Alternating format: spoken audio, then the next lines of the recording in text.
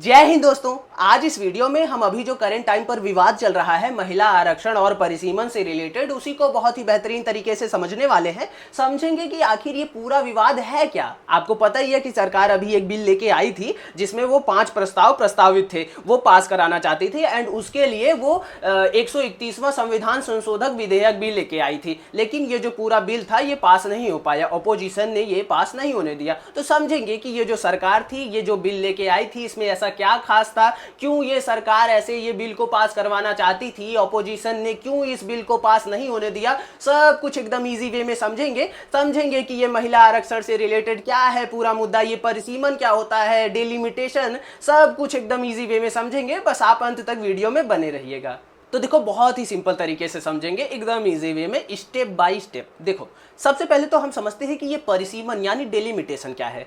तो आप बोलोगे कि यार ये थोड़ा महिला आरक्षण पहले समझ लेते हैं ना, महिला आरक्षण से रिलेटेड है। तो देखो यार, ये महिला आरक्षण से रिलेटेड है ही नहीं। मतलब महिला आरक्षण को तो ऐसे बस ऐसे आगे कर दिया गया है कि महिला एकदम नारी शक्ति का अपमान हो गया, नारी शक्ति का अपमान हो गया। ये जो पूरा कॉन्सेप्ट है, ये जो पूरा विवाद है जो अभी करंट टाइम पर हो रहा है, ये सबसे इसमें महिला आरक्षण से ज्यादा तो ये परिसीमन यानी डिलिमिटेशन का रोल है। तो कैसे है, सब कुछ एकदम ईजी वे में समझेंगे। जो आपको भी लग रहा है कि नारी शक्ति का अपमान हो गया, आज ये पूरा वीडियो देखो, एकदम इजी वे में सब कुछ समझ लेते हैं।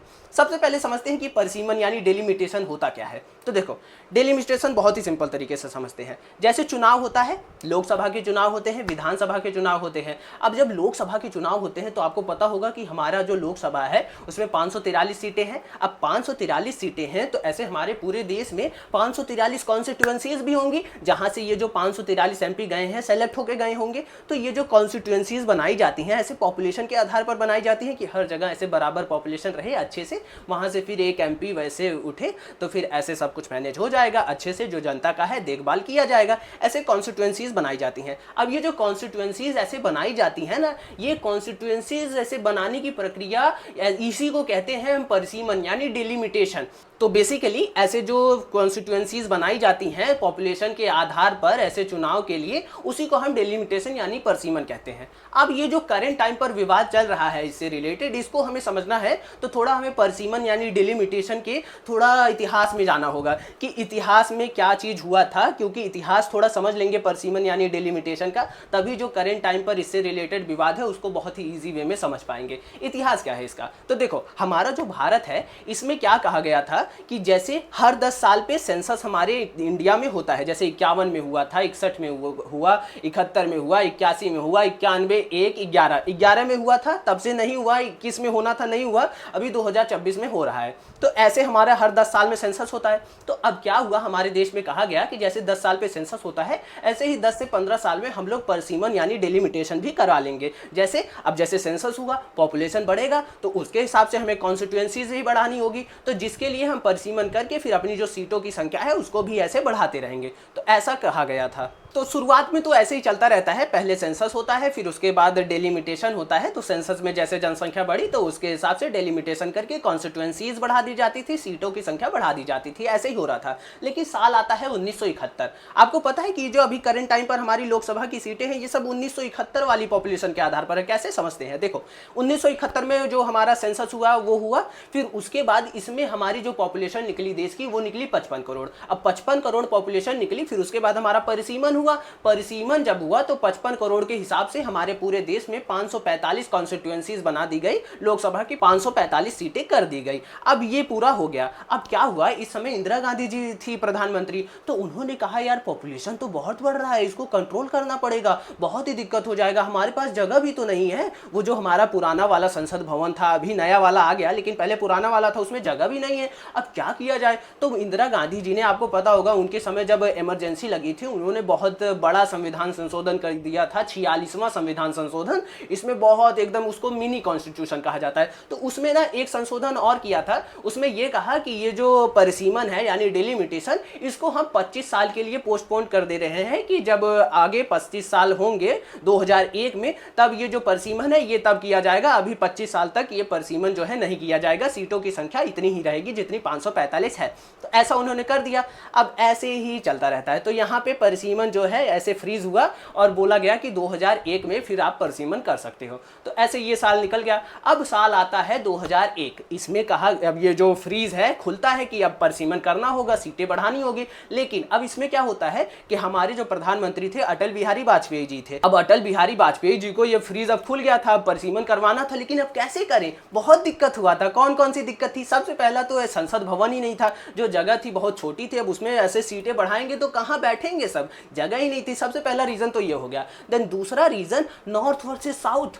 पता है जब इंदिरा गांधी जी ऐसे इसको फ्रीज किया तो उस समय जब ऐसे ये सब कर रही थी तो उस समय वो जनसंख्या कंट्रोल करने के लिए बहुत ही कैंपेन चलाई, एकदम नशबंदी वगैरह की, एकदम हम दो हमारे दो, बहुत जनसंख्या को कंट्रोल करने के लिए सब एकदम चलाया। तो क्या हुआ, जो साउथ वाले स्टेट थे ना, उन्होंने इनकी ये जो बात थी इसको बहुत ही अच्छे से लिया और जो अपनी जनसंख्या है उसको कंट्रोल करके रखा। हम दो हमारे दो इसका सिद्धांत अपनाया, एकदम जनसंख्या को साउथ ने एकदम कंट्रोल करके रखा। लेकिन जो नॉर्थ इंडिया था उसने धड़ाधड़ अपनी जनसंख्या बढ़ाई। उस समय एकदम देखो, देखते होगे आप, एकदम एक एक लोग के 6-6 बच्चे होते थे। तो बेसिकली एकदम नॉर्थ वाली एकदम जनसंख्या से एकदम बढ़ने लगी और वो जो साउथ की जनसंख्या एकदम मेंटेन रहने लगी। तो अब क्या हुआ, जब 2001 आया तो 2001 में ये भी एक बड़ा चैलेंज था कि साउथ का पॉपुलेशन कम, नॉर्थ का पॉपुलेशन ज्यादा। अगर परिसीमन करके ये जो पूरा कॉन्स्टिट्यूएंसीज बनानी है तो अब पॉपुलेशन के आधार पर होता है। तो अब पॉपुलेशन के आधार पर कॉन्स्टिट्यूएंसीज बनानी है तो जाहिर सी बात है नॉर्थ की कॉन्स्टिट्यूएंसीज ज्यादा हो जाएंगी, नॉर्थ के पास सीटें ज्यादा मिल जाएंगी, साउथ के पास सीटें कम मिलेगी क्योंकि साउथ का पॉपुलेशन कम है।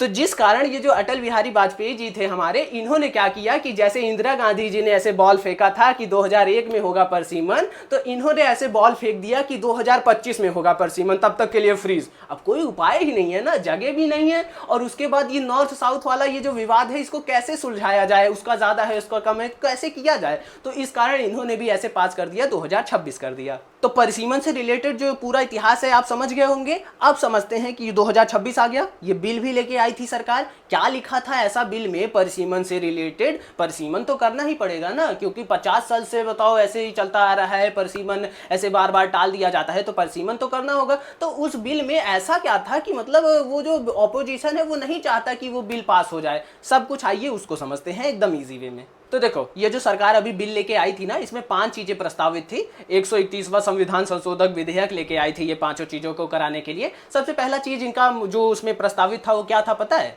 सबसे पहला चीज तो यही कि ये जो अटल बिहारी वाजपेयी जी ने कहा था कि अब ये 25 साल के फ्रीज हो जाएगा, 2026 में फ्रीज जो है खुलेगा तो उसके बाद परिसीमन कर सकते हैं। तो उसी से रिलेटेड था कि 2026 आ गया है तो हम चलो परिसीमन कर लेते हैं, ये पहला हो गया। देन दूसरा, ये इसमें कहा गया था कि ये जो जनगणना है परिसीमन के लिए, जो जनगणना मतलब सेंसस तो यूज होगा ना, क्योंकि पॉपुलेशन के आधार पर सारी कॉन्स्टिट्यूएंसीज बनाई जाती हैं। तो ये जो जनगणना होगी ये 2011 की जनगणना का यूज करेंगे। आपको पता है 2011 से अभी तक जनगणना नहीं हुई है, 2026 में स्टार्ट हो गई है जनगणना, लेकिन ये बोले इसमें कि 2011 की जो जनगणना है ना उसको लेंगे। ये दूसरा चीज हो गया। देन तीसरा चीज था कि ये जो हमारी लोकसभा की सीटें हैं, जो 543 सीटें हैं, इनको बढ़ाकर 850 कर दिया जाए। तो आप बोलोगे कि ये जो परिसीमन है जब ये पूरा एकदम होगा तो फिर कॉन्स्टिट्यूएंसीज बनेंगी तो उसके आधार पर मतलब पॉपुलेशन के हिसाब से देखा जाएगा ना कि कितना किसको कितना सीट बनाना है, कितनी कॉन्स्टिट्यूएंसीज बनानी है। ये पहले ही कैसे बता दिया कि 850 कर देते हैं। तो जो 2011 की पॉपुलेशन थी 121 करोड़, उसके हिसाब से जो सीटें बैठ रही हैं, कॉन्स्टिट्यूएंसीज बैठ रही हैं, वो 850 बैठ रही हैं। तो तीसरी चीज जो इसमें कही गई थी कि ये जो सीटें हैं लोकसभा की, इसको बढ़ाकर 543 से 850 कर दी जाए। देन चौथा चीज इसमें कहा गया था कि ऐसे ही जैसे लोकसभा की सीटें बढ़ाई जाएंगी वैसे ही जो विधानसभा की सीटें हैं वो भी ऐसे बढ़ाई जा सकती हैं हर राज्य में, लेकिन जो जनसंख्या है यानी सेंसस वो 2011 का ही काउंट होगा। एंड पांचवा चीज क्या कहा गया था पता है? ये पांचवा चीज क्या कहा गया था इसको समझने के लिए हमें थोड़ा 2023 में जाना होगा। 2023 में सितंबर 2023 इसमें एक बिल आया था, नारी शक्ति वंदन अधिनियम। ये जो बिल था इसमें कहा गया था कि जो हमारी महिलाएं हैं उनको 33% आरक्षण दिया जाएगा। ये जो बिल है 2023 सितंबर 2023, 21 सितंबर को लोकसभा में, 22 सितंबर को राज्यसभा में एंड 28 सितंबर को जो राष्ट्रपति जी हैं हमारी, उनके साइन इस बिल पर हो चुके हैं 2023 में ही। ये जो महिला आरक्षण देना है 33%, ये 2023 में ही पारित हो गया है। तो ये जो पांचवा चीज इसमें ये जो अभी बिल आया था इसमें रिलेटेड ये क्या था पता है? तो वो जो बिल था ना उसमें क्या लिखा था कि ये जो आरक्षण है ये ऐसा नहीं है कि अभी जो 2023 में आया था ये बिल, तो 2024 में चुनाव भी थे। तो जो आरक्षण है ऐसा नहीं था कि 2024 में ऐसे दे दिया जाएगा, कहा गया कि 2026 में परिसीमन होगा। तो परिसीमन होगा तो जब सीटें बढ़ेंगी तो जो सीटें बढ़ेंगी उनमें से 33% हम ऐसे महिलाओं के लिए रिजर्व कर देंगे, ऐसा बात हुआ था। ये सब ऐसे बिल में लिखा था और ये सब ऐसे पास हो गया था। तो ये जो अभी बिल आया इसमें इससे रिलेटेड एक संशोधन था। पांचवा जो हमारा पॉइंट था कि ये सरकार लेके आई थी, इसमें क्या था कि ये जो हम ऐसे महिलाओं को आरक्षण देंगे, ये आरक्षण हमको उन्हें 2029 से पहले ही दे देना है। मतलब 2029 का चुनाव होगा उसमें, मतलब उससे पहले हमें पूरा परिसीमन वगैरह करके महिलाओं को 2029 के चुनाव में ये 33% आरक्षण दे देना है। 2029 से ज्यादा नहीं होना चाहिए। तो ये चीज था पांचवा। तो ये 5 चीजें आप समझ गए कि जो प्रस्तावित थी, जिसके लिए सरकार 131वां संविधान संशोधक विधेयक लेके आई थी, जो पारित नहीं हुई। क्या क्या चीजें थी, उनकी मांग थी 5 चीजें। सबसे पहला तो ये था कि चलो 2026 आ गया है, परिसीमन यानी डिलिमिटेशन कर लेते हैं, ये हो गया पहला। दूसरा क्या था, दूसरा ये था कि ये जो डिलिमिटेशन यानी परिसीमन करेंगे, इसके लिए जो जनगणना है, जनगणना का जरूरत पड़ेगा ना पॉपुलेशन का, तो ये हम 2011 वाला ही ले लेते हैं डेटा सारा। तो ये हो गया दूसरा चीज। तीसरा चीज क्या था कि ये जो लोकसभा की सीटें हैं 543 से बढ़ाकर 850 कर ली जाए। कैसे, ये जो 2011 की जनगणना है उसमें हमारा पॉपुलेशन 121 करोड़ था, तो उसके हिसाब से जो सीटों की संख्या बनी वो 850 बनी, तो उस हिसाब से 850 सीटें ऐसे कर लिया। देन चौथा चीज क्या था, चौथा चीज ये था कि जैसे लोकसभा की सीटें ऐसे बढ़ेंगी, 543 से 850 होंगी, तो जितने राज्य हैं अपनी विधानसभाओं में भी ऐसे 2011 की जनगणना के अनुसार अपनी सीटें बढ़ा सकते हैं विधानसभा में। ये चौथा हो गया। एंड पांचवा क्या था, ये पांचवा जो है 2023 में जो बिल पास हो गया था, नारी शक्ति वंदन अधिनियम, उसमें थोड़ा सा संशोधन था। उसमें कहा गया था कि ये जो नारी शक्ति वंदन अधिनियम है, इसमें जो महिलाओं को आरक्षण है 33% दिया जाएगा, ये आगे जो परिसीमन होगा, वो जो जनगणना होगी आगे, उसके हिसाब से होगा। लेकिन इसमें कहा गया कि ये जो दिया जाएगा ये 2029 से पहले दे दिया जाएगा। 2029 से पहले परिसीमन करके ये महिलाओं को आरक्षण दे दिया जाएगा, और ये जो जनगणना है ये आगे वाली नहीं बल्कि 2011 वाली ही इसमें लगेगी। तो ये हम सारी चीजें समझ गए, पूरा महिला आरक्षण से रिलेटेड सारी चीजें समझ गए, परिसीमन यानी डिलिमिटेशन से रिलेटेड सारी चीजें समझ गए। अब आते हैं मेन मुद्दे पर कि ये दिक्कत क्या हो रहा है। ये जो 5 चीजें सरकार ऐसे प्रस्तावित थी, ये अपोजिशन क्यों नहीं चाहता कि ये 5 चीजें जो हैं लागू हो जाए। अब इसको समझते हैं। तो देखो, सबसे पहले समझते हैं कि ये सरकार क्या चाहती है। तो देखो, बहुत ही सिंपल है। आप अगर ये पूरा चीज समझे तो एक चीज आपको समझ में आ रही होगी, ये जो सरकार है ये बहुत जल्दी में है, सारी चीजें जो है बहुत जल्दी करना चाहती है। जल्दी मीन्स कब तक, 2029 के चुनाव से पहले। हाँ, देखा आपने, ये जो बात डिसाइड हुआ था 2023 में नारी शक्ति वंदन अधिनियम में कि ये जो नारी है इसको जो परिसीमन के बाद सीटें दी जाएंगी, वो जो जनगणना होगी जो अभी आगे होगी उस पर आधारित होगी, तब दिया जाएगा, ऐसा डिसाइड हुआ था। लेकिन अभी इस बिल में कह रहे हैं कि नहीं, ये जो जनगणना है ये नहीं, 2011 वाली जनगणना हम मानेंगे, ये वाली जनगणना नहीं मानेंगे। तो क्यों, क्योंकि ये जो जनगणना है अभी हो रही है, होने में समय लगेगा। अब ऐसा तो नहीं है 150 करोड़ लोग हैं, इसको गिनने में बहुत टाइम लगेगा, तो अभी 1 से 1.5 साल तो लग जाएंगे जनगणना होने में। अब जब जनगणना होगी, फिर जनगणना का डेटा आएगा, फिर उसके बाद परिसीमन करने के लिए परिसीमन आयोग बनाया जाएगा। इसमें एक रिटायर्ड जज रहता है, तो वो सब ऐसे आयोग बनता है। तो ये जब आयोग बनाया जाएगा तो ये आयोग भी ऐसे कॉन्स्टिट्यूएंसीज बनाने में इसमें भी 2 से 3 साल लग जाएंगे। तो अब ये पूरी प्रक्रिया होगी तो इसमें बहुत टाइम लग जाएगा और ये 2029 पार हो जाएगा। और ये जो सरकार है 2029 से पहले ही ये सब चीज़ें कराना चाहती है। अब 2029 से पहले अगर ये चीज़ें कराना चाहती है तो ये जो जनगणना वाला प्रोसेस है इसको हटाना पड़ेगा। अब जनगणना वाला ये प्रोसेस कैसे हटा सकते हैं कि जनगणना का वेट ना करें और परिसीमन कराना चालू कर दें, तो जनगणना पीछे वाली लेंगे तब। तो इसी कारण ये वाली जनगणना नहीं ले रहे हैं, 2011 वाली जनगणना ले रहे हैं, ताकि जो जनगणना के लिए जो अभी जनगणना हो रही है उसका वेट ना करना पड़े, वो वाली जनगणना का डेटा यूज करके जो परिसीमन है वो कर दिया जाए। तो परिसीमन को तो अच्छे से मैनेज कर लेंगे क्योंकि थोड़ा एकदम सरकार के कंट्रोल में रहता है, जो ऐसा चाहेंगे जल्दी चाहेंगे तो जल्दी हो जाएगा। तो इस प्रकार परिसीमन को एकदम अच्छे से मैनेज कर सकते हैं, जिससे ये जो पूरा परिसीमन की प्रक्रिया है, महिला को आरक्षण देना है, ये सब 2029 के चुनाव से पहले हो जाएगा। जाएगा। और अगर ये 2029 के चुनाव से पहले हो गया तो बस 2029 का चुनाव जो है पूरा फिर से इन्हीं सरकार के पक्ष में जाएगा। क्यों? क्योंकि बोलेंगे कि यार 50% आबादी को उसका हक दिला दिया, एकदम नारी शक्ति नारी शक्ति। जैसे 2024 में राम मंदिर बना था, एकदम राम राम राम राम पूरा एकदम करके पूरा जीत गए थे। फिर उसके बाद वही चीज यहां भी करेंगे कि एकदम नारी नारी नारी नारी करके ये 2029 वाला चुनाव भी ले जाएंगे। अब यही चीज जो है ऑपोजिशन भी जानता है कि ये ऐसा करना चाहते हैं, तो जिस कारण ये जो ऑपोजिशन है 2029 में तो पूरा सब कुछ एकदम बहुमत मिल गया था इसको, नारी शक्ति वंदन अधिनियम को कि एकदम अच्छे से 33% रिजर्वेशन दे देते हैं, लेकिन यहां पे पलट गए। किस कारण? इसी कारण। अच्छा एक चीज और समझ लेते हैं। आप बोलोगे कि क्या 2023 में थोड़ा भी विवाद नहीं हुआ था? क्यों? 2023 में सब चीजें अच्छे से हो गई थी। तो 2023 में सारी चीजें इसलिए अच्छे से हो गई थी, सब एकदम कोई भी दिक्कत नहीं हुआ था कि सबको लग रहा था कि पता नहीं 2024 में क्या होगा। अरे 2026 में होगा ना परिसीमन, तब देखा जाएगा। अभी तो पता नहीं किसकी क्या पता, इनकी सरकार ही में बने, सब कुछ मान लेते हैं, फिर बाद में देखा जाएगा। तो इसी कारण जैसे अगर उस समय 2023 में ऑपोजिशन जो है वे इस बिल को पारित नहीं होने देता, तो ये जो राम के साथ एकदम राम राम का पूरा एकदम माहौल बनाया था ये बीजेपी ने, ये भी पूरा माहौल बना देते जो अभी करंट टाइम पर माहौल बना है कि नारी का अपमान कर दिया। ये चीज अगर वो लोग 2023 में पारित ना होने देते तो 2023 में ही ये पूरा माहौल बना देते जो अभी करंट टाइम पर बना है कि नारी का अपमान कर दिया ऑपोजिशन ने।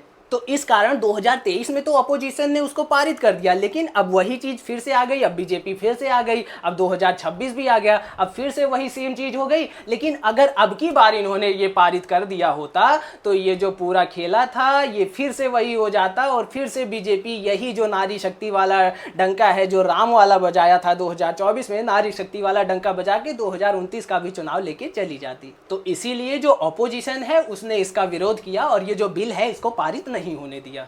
अच्छा एक चीज और है, जैसे ओपोजिशन को तो एकदम मालूम है कि यार ये तो पास होने नहीं देना था तो उसने उसको रोक दिया, लेकिन अब जब रोक दिया तो यार ये तो बड़ा मतलब बीजेपी भी एकदम जानती थी कि यार ये ओपोजिशन पास तो होने नहीं देगा, तो इसीलिए जैसे ही बिल एकदम रोका गया ऐसे ही पूरा एकदम माहौल बना दिया सोशल मीडिया पे कि अरे नारी शक्ति का अपमान, नारी शक्ति का अपमान, नारी शक्ति तो 2023 में ही पास हो गया है, लेकिन ऐसे पूरा माहौल बना दिया। अब क्या हुआ कि ये जो अपोजिशन है उसने रोक तो दिया उसको, मतलब बीजेपी इतना बेहतरीन खेला कि मतलब अगर आपने पास किया तब भी आप गए 2029 के चुनाव से, अगर नहीं पास किया तब भी आप गए कि आपने नारी का अपमान कर दिया। पूरा एकदम बेहतरीन तरीके से खेला। लेकिन अब अपोजिशन को भी खेलना है। उसने क्या तर्क दिया? उसने कहा कि ये जो आप ठीक है पास करो, हम खिलाफ नहीं है, और सही में वो खिलाफ नहीं है। तो उसने कहा कि 2011 की जनगणना क्यों ले रहे हो, होने दो ना, ये जनगणना होने दो, उसके बाद करो, क्योंकि जानता है ये जनगणना अगर होगी तो लेट होगा,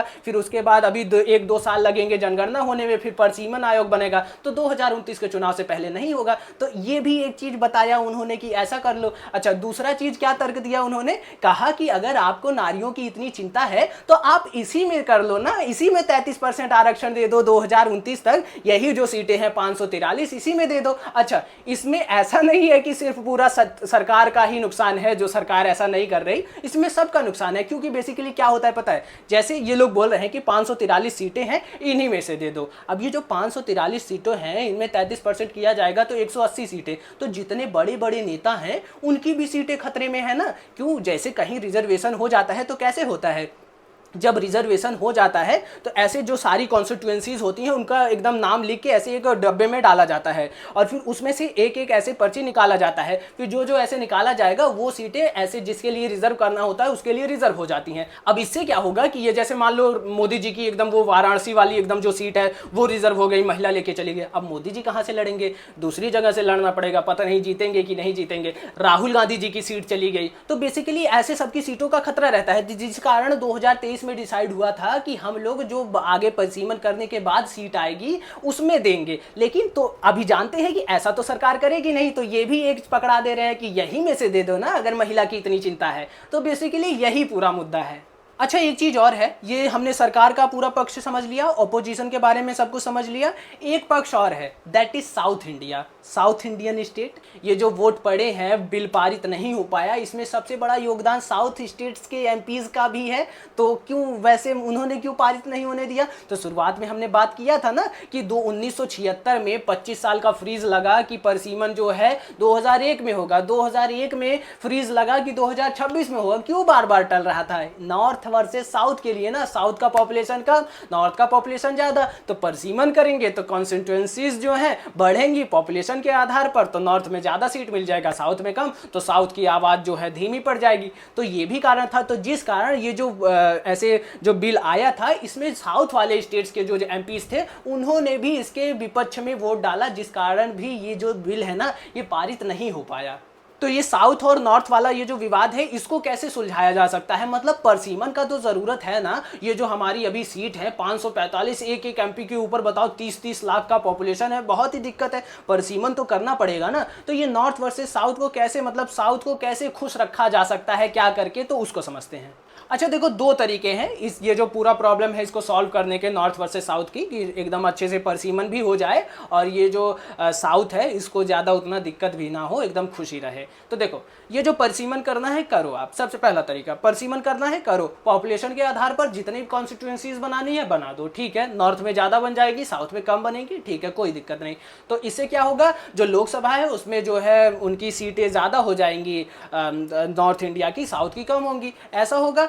तो अब क्या होगा, इसको कैसे मैनेज किया जा सकता है कि जो साउथ की जो ताकत है वो भी कम ना हो? क्या करें कि जो राज्यसभा है, जैसे अमेरिका की सीनेट है, उसमें क्या होता है कि वहां भी 50 स्टेट्स हैं, तो कहीं की पॉपुलेशन ज्यादा है कहीं की कम है, तो ऐसे वहां भी होता है। तो वहां पे क्या किया गया है कि जो सीनेट है वहां की, यानी राज्यसभा, उसमें क्या करते हैं कि जो सारे स्टेट हैं उनके बराबर बराबर जो एमपीज हैं उनको रख दिया गया है। तो ऐसा ही अपने भारत में भी कर सकते हैं, जैसे अपनी जो राज्यसभा है इसमें भी पॉपुलेशन के आधार पर है, तो लोकसभा में तो आप ऐसे जो कॉन्स्टिट्यूएंसीज बनाओ एकदम पॉपुलेशन के आधार पर कर दो कि हाँ इतना पॉपुलेशन के लिए ये एमपी ऐसे चले जाए, तो नॉर्थ का ज्यादा हो या साउथ का कम है कोई दिक्कत नहीं, राज्यसभा में बराबर कर दो, क्योंकि कोई भी जो नियम है, कोई भी बिल है, वो दोनों सदनों में पारित होना जरूरी है ना। तो चलो मान लो लोकसभा में चलो पॉपुलेशन ज्यादा है, पारित हो गया, लेकिन राज्यसभा में सब स्टेट का जो वो है एमपीज बराबर रहेंगे, सब बराबर स्टेट रहेंगे, तो वहां पे वो बिल अगर साउथ वालों को नहीं पसंद आ रहा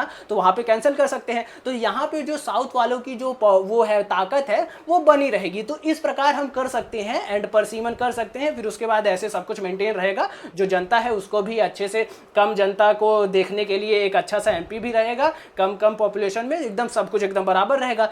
तो ये तो पहला चीज हो गया ये पूरा प्रॉब्लम को सॉल्व करने के लिए। देन दूसरा चीज क्या है, ये मेरे को तो ये वाला पसंद आया, लेकिन ये वाला जो है सब मानने को तैयार है कि ऐसा हम कर सकते हैं। ये क्या तरीका है, तो देखो अभी 545 सीटें हैं, 543 ही हैं, 2 एंग्लो इंडियन की थी, 2 जो चली गई, तो 543 है। तो क्या होता है, अब ये 543 जो सीटें हैं इसमें मान लो इसको 100% माना जाए, तो हर स्टेट का अपना कुछ परसेंटेज ऑफ सीटें हैं उनमें, हाँ, जैसे तमिलनाडु की 7% हो गई या कुछ किसी भी स्टेट की अपना अपना परसेंटेज के हिसाब से है। तो अभी सब कुछ है, परसीमन नहीं होने दे रहे क्योंकि आगे चल के दिक्कत होगा। तो अब क्या करते हैं कि मान लो जैसे जितनी भी सीटें बढ़ी, जैसे 850 सीटें बढ़ाने के लिए कह रहे हैं, तो अभी जैसे तमिलनाडु के पास 7% सीटें हैं, तो जैसे 850 सीटें हो रही हैं, तो भी वो जो पूरा परसेंटेज हो 7% हो, तो परसेंटेज सेम रहेगा, तो कोई दिक्कत ही नहीं है। अभी जो था परसेंटेज वही तब भी है, तो ये भी किया जा सकता है। ये ज्यादा ही सबको अच्छा लगता है, ये शायद लागू हो सकता है परसीमन करने के लिए।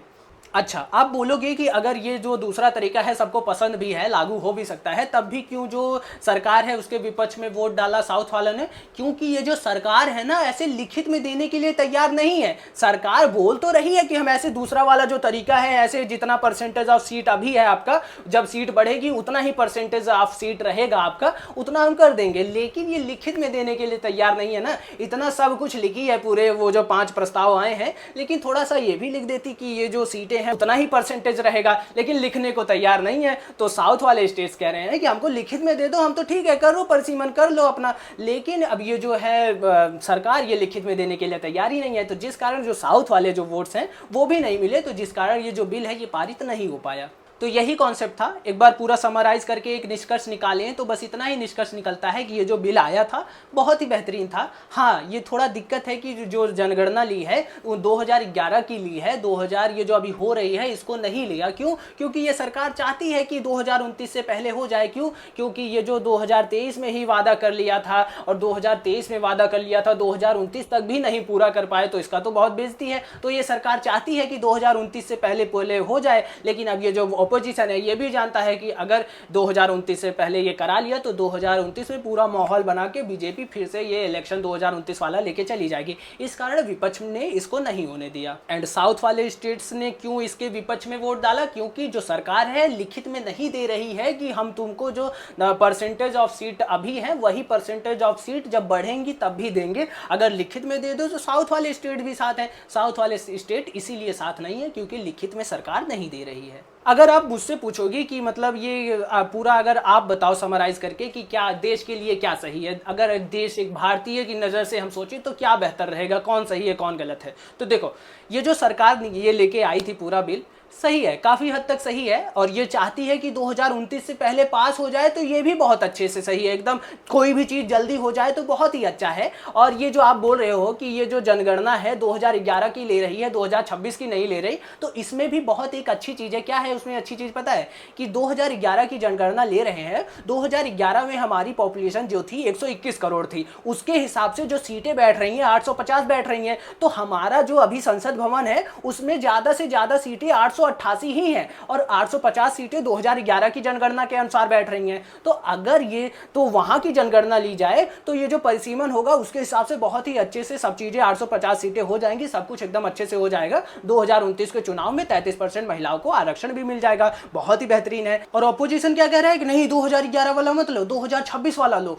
2026 वाला क्योंकि जातिगत जनगणना है, 2011 वाला जातिगत जनगणना नहीं है, जाति का पता नहीं चलेगा, जाति के हिसाब से पूरा एकदम जाति के हिसाब से सारी जो सीटें बांटो। और ये जो राजनीति है ना मुझे एकदम थोड़ा भी अच्छा नहीं लगता। और इसीलिए जो सरकार ऐसे ये लेके आई थी ना बिल, ये काफ़ी मुझे हद तक अच्छा लग रहा था, लेकिन मैं जानता था कि ये जो है पारित होने नहीं देंगे। क्यों? क्योंकि यार काफ़ी नुकसान है, सीधा ही नुकसान है ना। और बीजेपी भी कम थोड़ी है, वो भी एकदम पास करा लेती, फिर बस डंका बजा के 2029 पूरा एकदम हर जगह होर्डिंग चपका देती यही वाला कि नारी को अधिकार दिला दिया, नारी को अधिकार दिला दिया। तो बेसिकली अगर कहा जाए तो हम लोगों के लिए, जो हम भारतीय हैं, हमारे लिए हमेशा नेशन फर्स्ट रहता है, नेशन फर्स्ट। लेकिन ये जो पार्टी वाले हैं ना, इनके लिए हमेशा इनकी पार्टी फर्स्ट रहती है। इनकी पार्टी के लिए जो जरूरी है यही वो करेंगे, बीजेपी के लिए जो जरूरी है बीजेपी वाले करेंगे, कांग्रेस के लिए जो जरूरी है कांग्रेस वाले करेंगे। कभी भी ये इंडिया को फर्स्ट नहीं रखते। अगर ये लोग इंडिया को फर्स्ट रखते तो ये जो बिल आया था इतना भी खराब नहीं था, अच्छे से पारित हो जाता। 2029 से पहले सारी महिलाओं को 33% आरक्षण मिल जाता, सब कुछ बढ़िया था, परिसीमन भी हो जाता, सब कुछ अच्छा रहता। ये जो साउथ वाले स्टेट हैं उनके लिए लिख के भी दे देते कि यार तुमको नहीं दिक्कत होगा, तुम्हारा जो परसेंटेज है उतना ही रहेगा, सब कुछ अच्छा रहता। लेकिन नहीं किया। क्यों? क्योंकि उनके लिए नेशन फर्स्ट है ही नहीं, उनके लिए तो पार्टी फर्स्ट है।